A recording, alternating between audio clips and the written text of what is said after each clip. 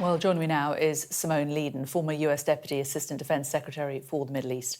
Very good to talk to you today. What do you make of President Trump's comments? Will this help peace in the Middle East?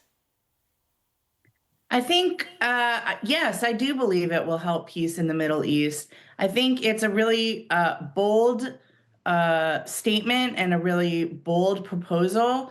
I don't think it's the end of the discussion. I think it's the opening salvo of the discussion. It's the beginning of now what happens. I think the reality on the ground is quite stark, as both leaders discussed. The Gaza is basically destroyed. So how is this population of over 1 million people going to survive? Rebuilding it is going to take a tremendous amount of time. And what will happen to these people in the meantime? I think reasonable people can discuss a humanitarian solution for this. And I look forward to seeing the proposals that other nations come up with to solve this humanitarian crisis. But wouldn't those reasonable people discussing these proposals actually ask the people living in Gaza what they would like to do? We don't see the Palestinians up there on the podium standing next to Mr. Trump, do we? Well, the Palestinian people of Gaza are not part of a nation state. And the Palestinian people of Gaza have repeatedly voted for Hamas, which started the war on October 7th, 2023, which caused this crisis to begin with.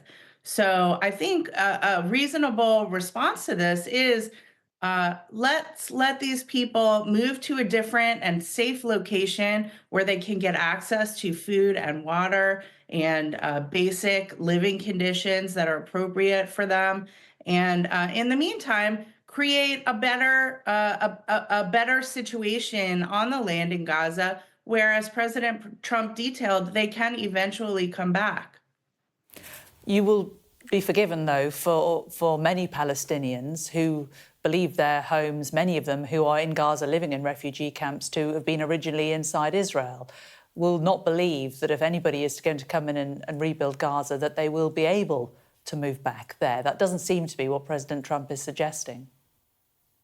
I think it's certainly an option, and as I was trying to explain, I don't think this is the end of the discussion. I think this is the beginning of a negotiation. I think it would be appropriate for other nations to be providing perhaps their offer and their proposals.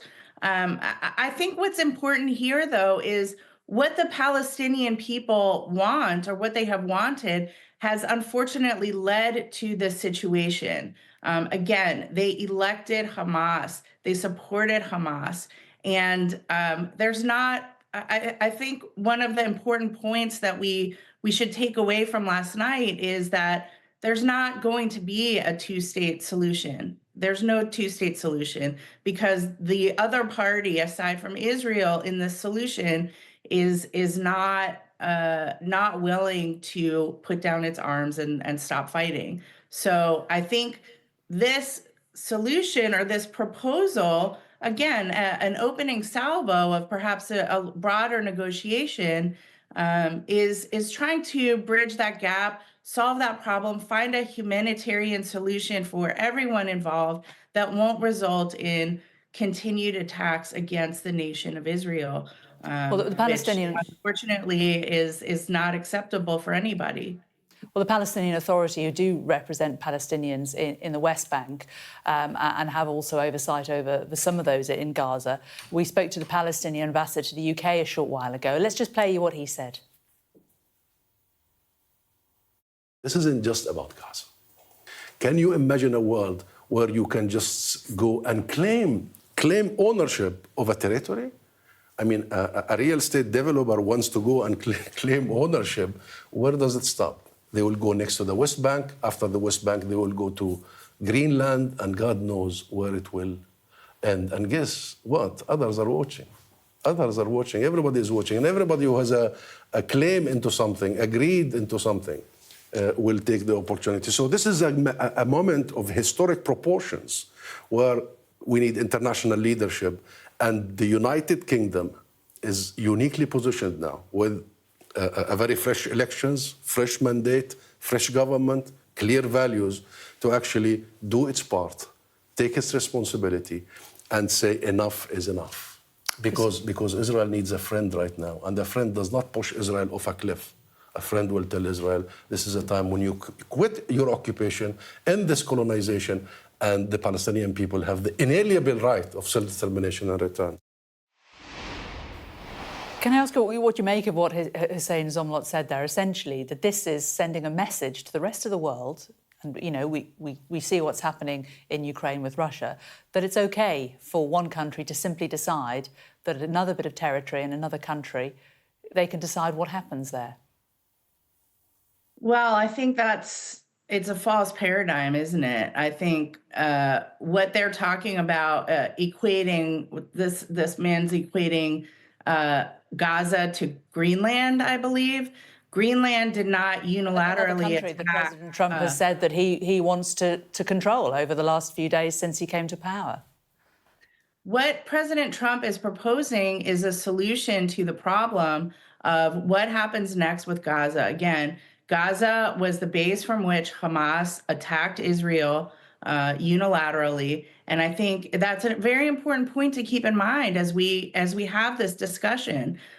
This was started by Hamas, by the Palestinians in Gaza, not all of them, but quite a few.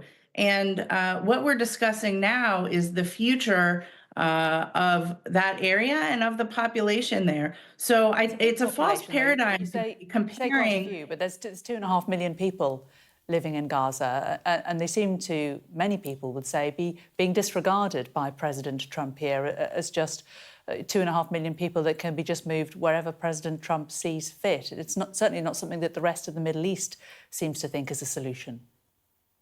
Okay, let me try to finish this sentence. The Palestinian people, again, were supportive of this attack against the state of Israel, and unfortunately are facing a very grim future if they stay where they are. Reasonable people can discuss a solution to this, and President Trump's solution is to help them move them out of an area where there is it will take years to rebuild. It is rubble today. There's no plumbing. There's no infrastructure of any kind. So in order for them to live lives of health and potential, where they have a future, it's not going to be in the rubble of Gaza, not right now. So the concept this is a benevolent solution to another for the people place of Gaza where they can flourish, I don't think is an outrageous solution. And again, this is the beginning point of a negotiation, a discussion where many nations hopefully will take part and provide solutions and recommendations and perhaps financial support. But the important point here is to break this paradigm. This failed paradigm over 50 years of a two-state solution, comparing Gaza, the Palestinian Authority, to a real nation state. We are not looking, that is not an option anymore. That is not an option post October 7th. And I think people who are still clinging to that are living in the past. I think it's important to look to the future, and that is what this opportunity is providing us all. So do you say that under President Trump, the two-state solution is dead in the water? I think that post October 7th, 2023, the two-state solution is dead. I think people have been trying to keep it alive, but it's already dead. It's been dead for the last few years, yes. Simone Ledeen, a former US Deputy Assistant Secretary of Defence. Good to get your thoughts today. Thank you very much for joining us. Thank you.